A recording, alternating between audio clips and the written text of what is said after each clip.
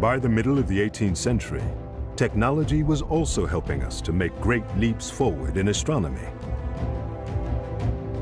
Since the invention of the telescope, we had been able to look deeper and deeper into the cosmos.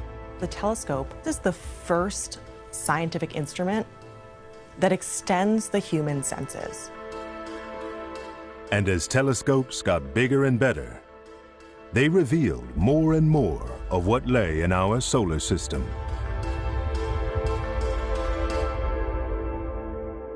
William Herschel was born in Germany. He came to England to be a musician in England.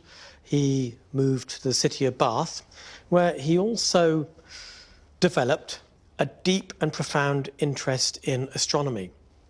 He worked and collaborated with his sister Caroline, who herself also became a distinguished astronomer.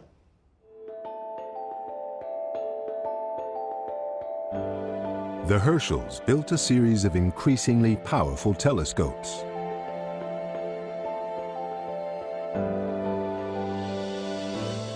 With these, they observed and meticulously catalogued thousands of stars. In 1781, as he gazed at the night sky, William noticed an object that grabbed his attention.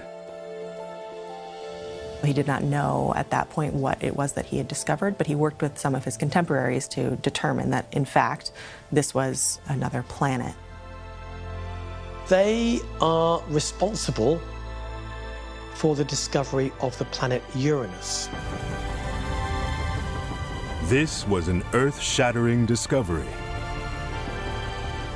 For millennia, we had believed there were only 5 planets. Now, with the discovery of Uranus, we had a 6th. William dedicated this new planet to King George III. The gesture won Herschel royal favor, and he was made the king's astronomer.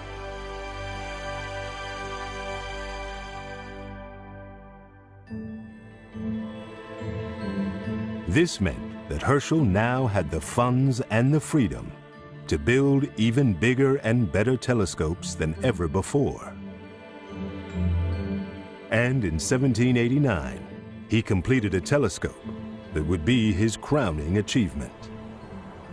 This is the last remaining quarter of William Herschel's largest telescope, the 40-foot reflector, that was built between 1785 and 1789. At the end here, you'd have the mirror, which he polished and shaped himself. It would take many, many hours of work to achieve that. And then the whole structure was supported by a very large wooden frame that rotated on rollers so that the telescope could be pointed to any part of the sky. This was certainly the largest telescope in the world at that time. When Herschel turned this giant telescope towards the skies, he made even more new discoveries. So when William Herschel first used this telescope in 1789, he discovered the 6th and 7th moons of Saturn, Enceladus and Mimas. So that was a really important moment in this telescope's history.